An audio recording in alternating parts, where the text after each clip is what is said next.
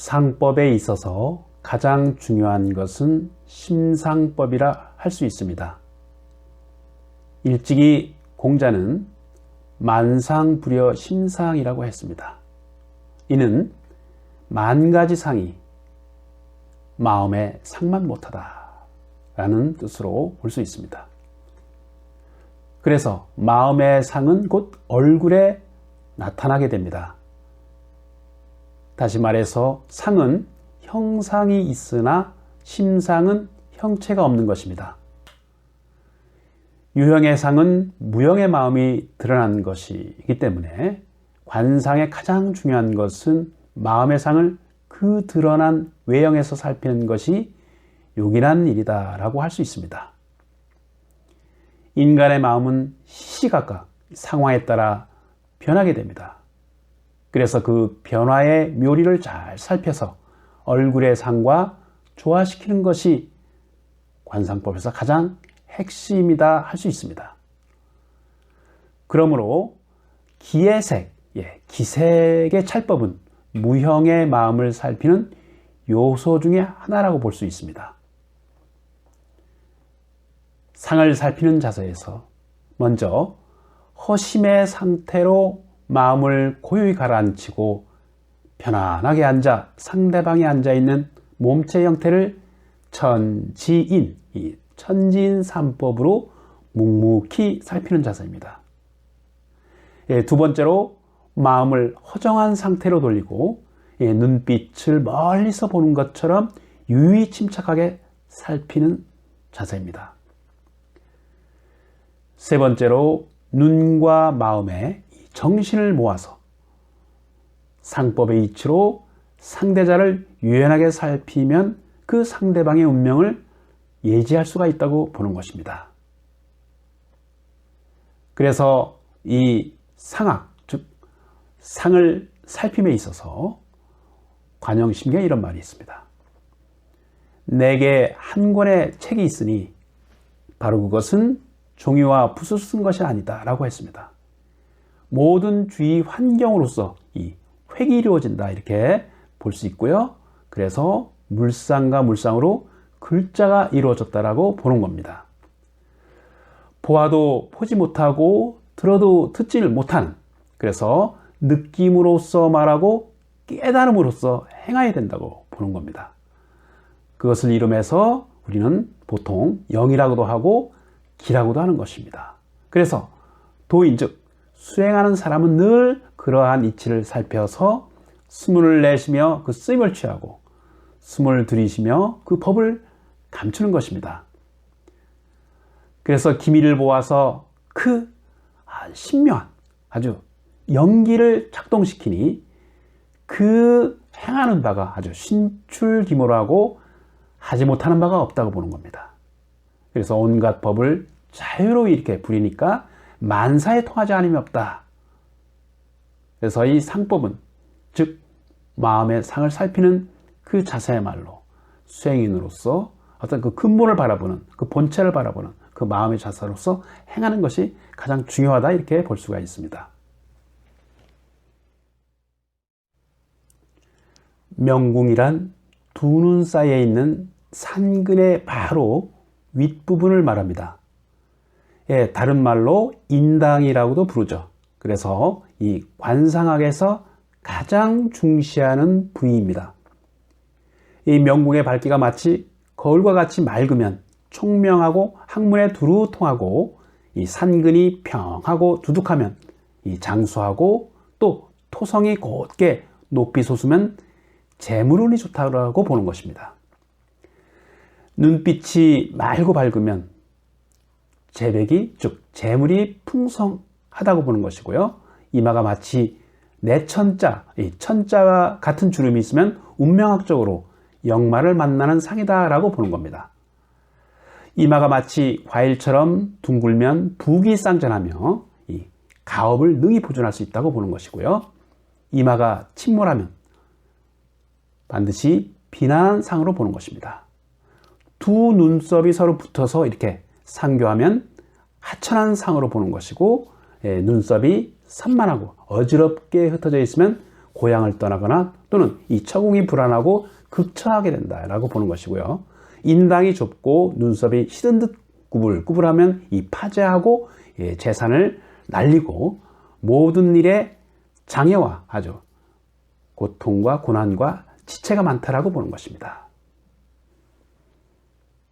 그래서 이 명궁은 매우 중요하죠. 관상학에서. 그래서 이 눈썹과 눈의 중앙을 다시 한번 말씀드리면 명궁이라고 합니다. 이곳이 마치 옥빛처럼 밝고 깨끗하면 학문에 두루 통하게 된다고 보는 것입니다. 만약 이곳이 주름이 많고 막힌 듯 빠져버리면 이 가산이 파하고 이 가문이 점차로 이 쇠퇴하게 보는 것, 쇠퇴하리라 보는 것입니다. 재백궁은 코 부분을 말합니다. 코는 재물의 성이며 재물의 유무와 주거의 안정 유무를 보는 곳입니다. 천창, 지고, 금갑, 이음, 정조 등을 포함하여 모두 이 재백궁이라고 하는 것입니다. 모름지기 이곳이 풍만하여 밝고 아주 윤택하여야 재물이 풍족하고 여유롭고, 반대로 이곳이 마르고 어둡고 침침하며 깎인 듯 낮으면 재물에 어려움이 많다고 보는 겁니다. 그래서 늘 적자 생활을 하며 궁핍한 상으로 보는 겁니다. 코가 마치 대롱을 끊어놓은 듯하고 쓸개를 탈아놓은 듯이 하면 모든 창고에 재물이 가득히 쌓여있는 상으로 보는 겁니다. 또 코가 곧고 높게 솟아 아주 풍성하고 두터우면 일생 재물이 왕성하고 부귀한 상으로 보는 겁니다. 그래서 중정이 편백되지 않고 치우치지 않으면 모름지기 오래도록 재물이 고갈되지 않고 넘쳐 흐를 것이며, 솔개 주둥이처럼 아주 콧등이 뾰족하면 파재하고 비난한 상으로 보는 겁니다. 콧구멍이 위로 아주 너무 향하여 드러나 보이지 않게 하는 것이 중요하다고 했는데요. 이것은 마치 주인이 없는 곡식의 창고와 같다, 이렇게 보는 겁니다. 또 이 주방 안에 아무것도 없이 텅 빈 것과 같은 상으로 보는 것이니, 이러한 상은 반드시 집안에 재물이 그렇게 쌓이는 바가 없다라고 보는 겁니다. 따라서 코는 재성을 주관하니까 아주 밝기가 풍성해야 합니다. 또 양쪽 이 주조 부위는 비지 않게 잘 감싸야 좋다고 했습니다. 그리고 코가 위로 드러나면 집안에 재산과 곡식이 없고 지각과 서로 조공하는 듯이 하면 재물이 풍성하리라고 했습니다. 형제궁은 눈썹 부위를 지칭합니다. 형제궁은 두 눈썹을 말하며 형제 자매의 유무와 관계를 관장하는 곳이다 라고 보는 겁니다. 눈썹이 적당하며 눈썹이 길게 이 눈을 덮으면 3명에서 4명의 형제가 있다고 보는 것이고요. 형제들이 우애가 있어 화목하고 단길하며 서로 불협하거나 다투지 않는다고 보는 겁니다. 눈썹이 청소하고 밝게 트여 이 눈썹의 가지와 줄기가 아주 단정하면, 마치 그리고 또 초승달과 같으면 서로 형제지간에 화목하고 서로 협동하며 영원히 아주 오랫동안 남보다 뛰어나다라고 보는 겁니다. 만약에 이 눈썹이 짧고 이 거칠면 형제나 또는 동기간에 서로 흩어지고, 이 눈썹이 고리 모양으로 성긴 듯이 하면 필시 형제간이 좀 소원할 것이다, 이렇게 보는 겁니다. 눈썹이 두 가지 모양, 즉 짝짝이 눈썹이면 모름지기 두 부모를 모실 수 있다라고 보는 것이고요. 이 양눈썹이 서로 붙거나 누렇고 이 성긴 듯 얇으면 자신이 타향해서 스스로 몸을 상하거나 객사할 위험이 있다, 이렇게 불길하게 보는 것입니다. 그리고 눈썹이 감은 듯 엉켜 있으면 이 형제가 서로 반목할 수 있다고 보는 겁니다. 그래서 눈썹은 이 형제궁으로서 부드럽고 이 담백하며 이 길면 형제가 그래도 4-5명 정도 있다고 보는 것이고, 뭐 절대적으로 그런 것은 아닙니다만은 일단은 그렇게 예측할 수 있는 겁니다. 그리고 모두 아주 건강하고 강성해서 어디에서나 성공할 수 있다고 보는 겁니다. 양 눈썹 앞부분이 고르지 못하면 이복 형제가 있다고 보는 것이고, 눈썹이 서로 맞붙고 노랗고 엷으면 이 타양에서 단명하리라 보는 것입니다. 좀 불길하게 보는 것이죠. 전택궁은 두 눈과 눈꺼풀 부위를 말합니다. 전택이란 말 그대로 두 눈과 눈 뚜껑 부위를 말하는데요. 이 가장 두려운 것은 붉은 줄기가 어떤 눈동자에 나타나는 것입니다. 이렇게 되면 초년에 가문이 파산하고 몰락할 수 있다라고 보는 것이고요. 몰락했다라고 보는 거고, 또 늙을 때까지 이 양식을 경작할 구루터기가 없다고 보는 겁니다. 눈동자가 마치 오칠한 것처럼 이 검으면 이 평생 가업과 재산이 번창한다고 보고, 봉황의 눈과 눈썹이 높으면 이 재물과 땅이 삼주오현, 즉 사방에 가득 넘쳐 흐를 것이다 라고 보는 겁니다. 또 이 눈이 수척하고 앙상하면 이 전답을 보정하기 어렵다, 이게 전답을 보정하기 어렵다고 보는 것이고, 눈동자가 붉고 희미하면 가산이 파자하고 집안이 점차 쇠퇴한다고 보는 겁니다.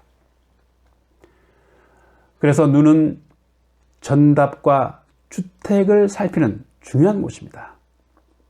이 눈은 청수해야 하고 아주 분명하면, 맑고 분명하면 편안함이 한결같다고 보는 겁니다.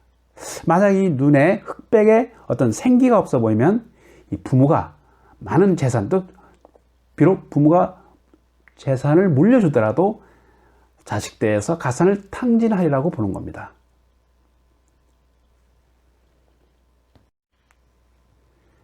남녀궁은 와잠, 즉 눈두덩이 부분을 말합니다.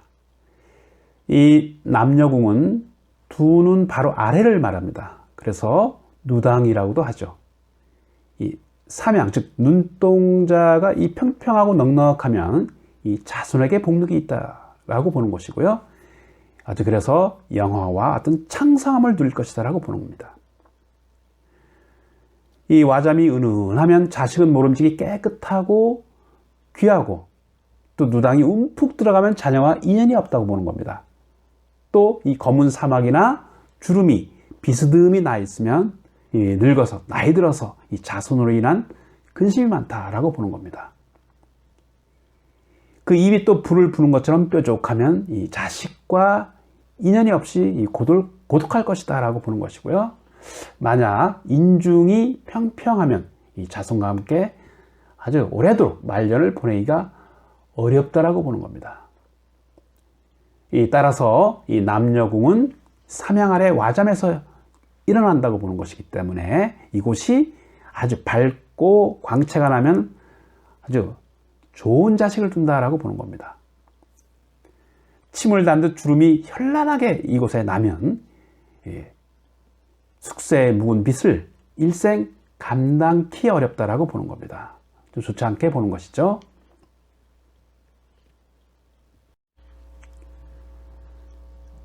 노복궁은 지각 전 부위를 말합니다. 이 턱 부분, 즉 지각 전 부위를 말하는데요. 그래서 노복궁은 턱의 전체를 의미하고, 입과 중첩하고 얼굴이 둥글고 풍만하면 모든 사람이 무리지어 시립하는 상이다 라고 보는 겁니다. 그래서 보필성이 종하듯 하면 1호에 100명이 대답하듯 높은 지위에 오를 것이다 라고 보고, 입이 넉사자 모양이면 재물과 권세를 잡게 된다고 보는 겁니다. 반대로 턱이 뾰족하고 이 비뚤어지면 깊은 은혜를 받고도 도리어 이 원한을 맺을 것이다 라고 이제 불길하게 보는 것이죠. 그리고 또 이곳이 흉터나 주름이 있고 턱이 함몰되고 빠지면 이 아랫사람들을 거느리지 못하고 남 밑에서 생활하며 그렇게 보는 겁니다. 그리고 턱의 어떤 담벼락이 낮고 기울면 은혜를 배반하고 도리어 이 원수가 되어서 틈이 생긴다라고 보는 겁니다. 그래서 노복궁은 모름지기 지각이 풍만함을 말하는 것인데요. 입의 양쪽 모서리가 얼굴과 어울리지 못하면 좀 좋지 않죠. 그래서 이 말씀드린 것처럼 이 세 곳이 모두 서로 상응하고 조응하지 못하면 또 그 반대를 기울고 빠지고 흠이나 이 주름져 있으면 모두가 이 제각기다라고 이렇게 주름져 있으면 좋지 않다고 보는 겁니다. 물론 드러난 상으로서 전체를 판단할 수는 없습니다. 마음에 상만한 것이 없습니다. 마음으로 상을 만드는 것이다. 마음으로 좋은 상을 만드는 것이고 복을 부르는 상을 만드는 것입니다. 비록 드러난 상이 잘나고 못난 이러한 것은 형상에 불과한 것이지만 가장 중요한 것은 마음의 상을 가꾸어서 점차로 전체에 드러난 상을 좋게 하는 그것이 바로 지혜라 아니할 수 없습니다. 첩궁은 어미 또는 간문 부위를 말합니다.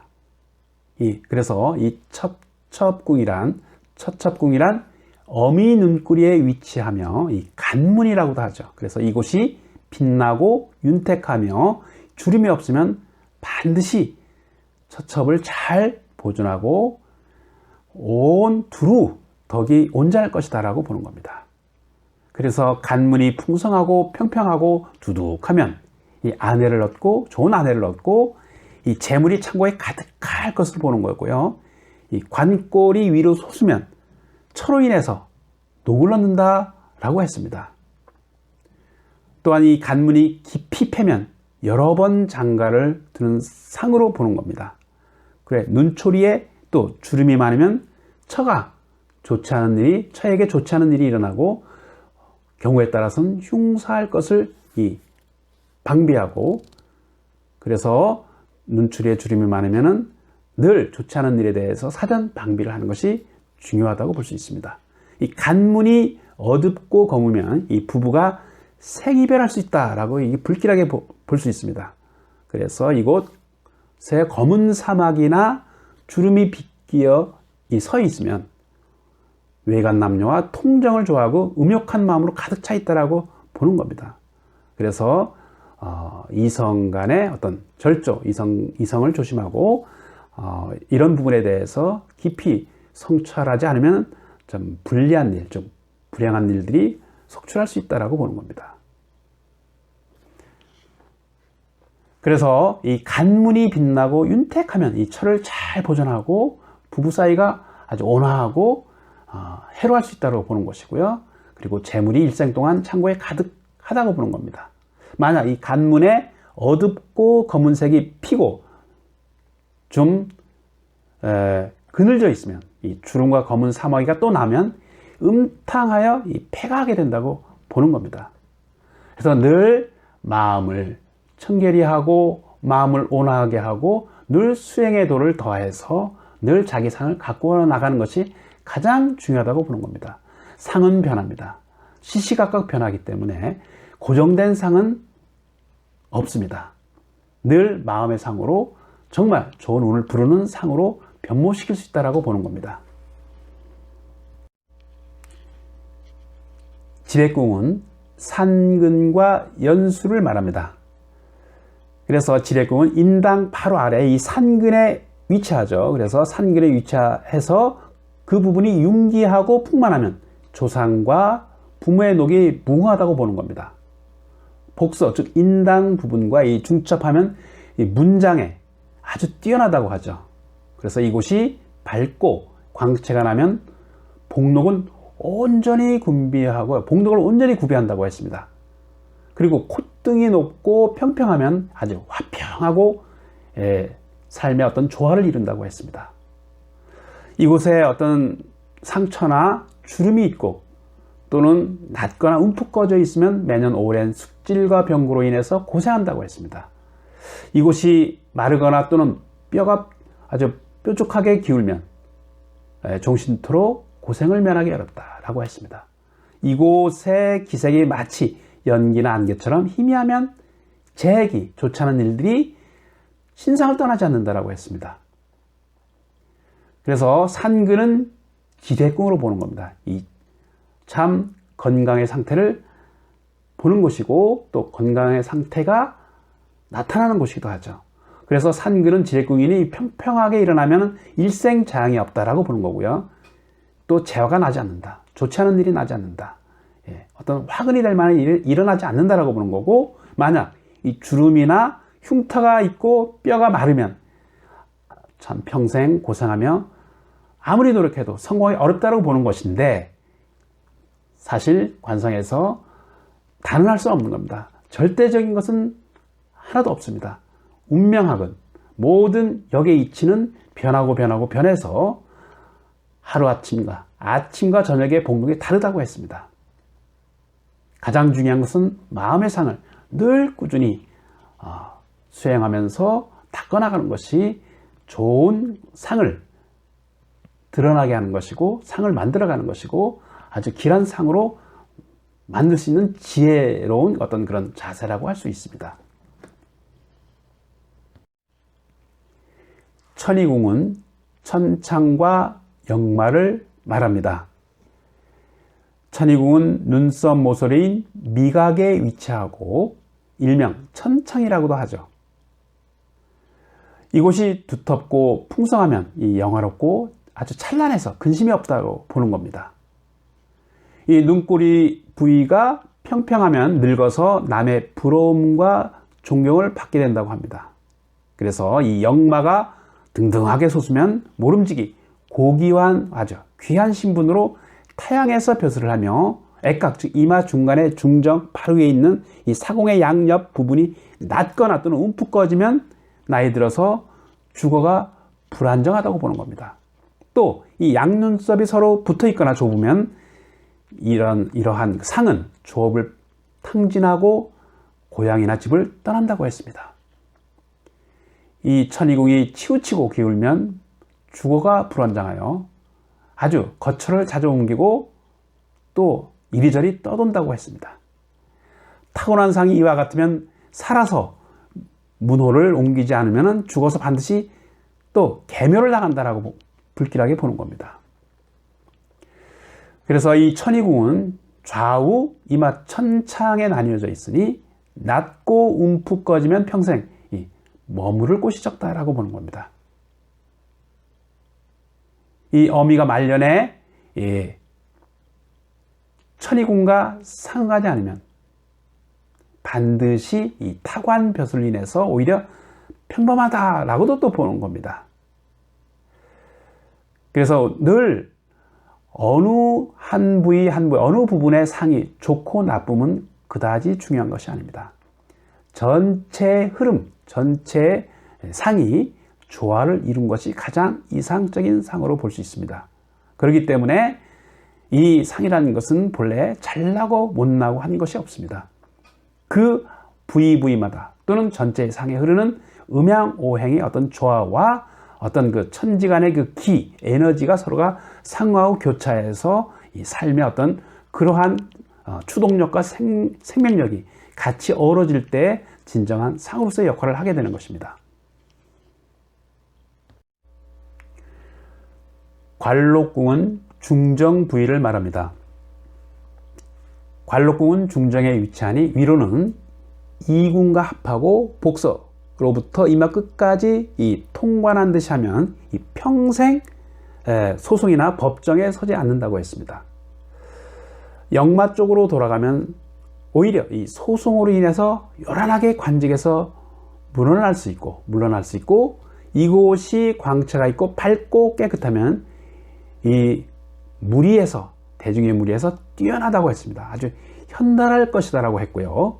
액각이 당당하면 이 소송을 당해도 귀하게 일이 풀릴 것이다. 어려운 일을 당해도 결과적으로 좋게 풀릴 것이다라고 보는 겁니다.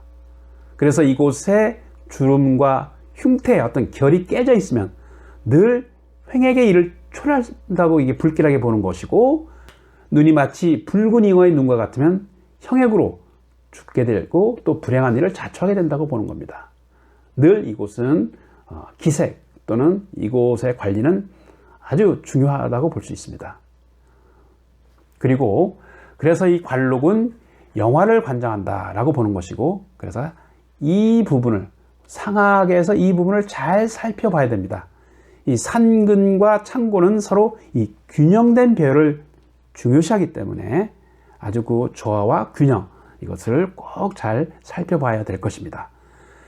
또 이곳이 호련히 밝고 깨끗하여 흠이나 어떤 점이 없으면 반드시 어떤 관직이라든가 어떤 사회생활에서 영화와 어떤 귀함이 오래오래 장구하리라고 보는 것입니다. 복덕궁은 천창과 지각 부위를 말합니다. 복덕궁이란 천창에 위치하며 이 지각을 연결하여 보고 또는 오성, 즉 이마, 코, 좌우의 귀, 왼쪽, 오른쪽 귀를 말하죠. 그리고 입, 이것을 오성이라고 합니다. 이 오성이 조궁하는 듯이 하면 이 평생 복록이 가득할 것이다 라고 보는 것이고요. 천지, 즉 하늘과 땅, 이걸 상학에서는 이마턱을 말하죠. 그래서 천지가 서로 마주보듯 조응하면 이 덕행으로 모름지기 오복이 온전할 것이다 라고 보는 것입니다. 이 턱이 둥글고 이마가 좁으면 모름지기 이 초년의 고생함을 할 것이고, 이마가 넓고 턱이 뾰족하면 이 초년은 여유로우나 나이가 점차 들어가면서 점점 운이 침체되고 막히는 상으로 보는 것입니다. 눈썹이 높고 눈이 솟으면 운세가 더욱 평탄하고, 눈썹은 처져서 누른 듯이 하고, 또 귀가 번쩍 들리면 복덕을 말하지 말라고 했습니다. 따라서 복덕은 천창과 지각으로서 이곳이 둥글고 또 오성이 조림하면 복록이 끊이지 않는다라고 했습니다. 만약 이곳이 결함이 있거나 또는 뾰족하거나 깎이면 의식이 평평하다가 다시 점차로 온전치 못하게 된다고 했습니다.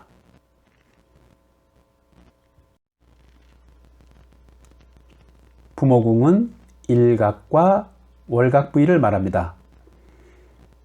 부모궁은 일각과 월각을 말한다고 했습니다.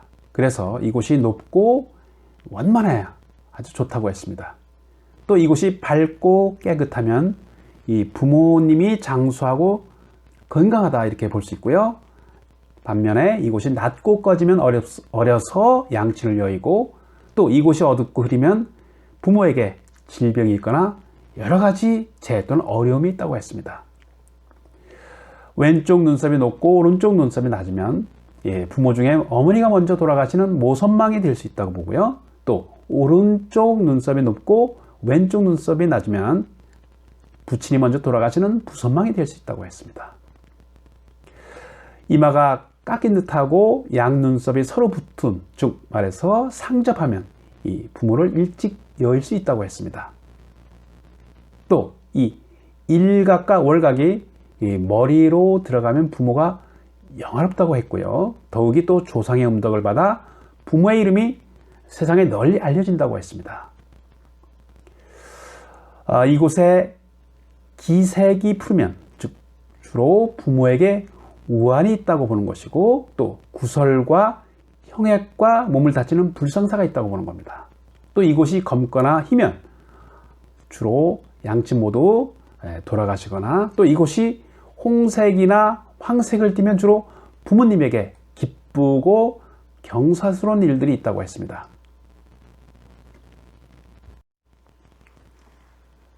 끝으로 상모궁에 대해서 알아보도록 하겠습니다. 이 상모궁은 삼정, 즉 얼굴 전체 조화된 상을 보는 겁니다. 삼정은 상정, 중정, 하정으로서 얼굴 전체를 말합니다.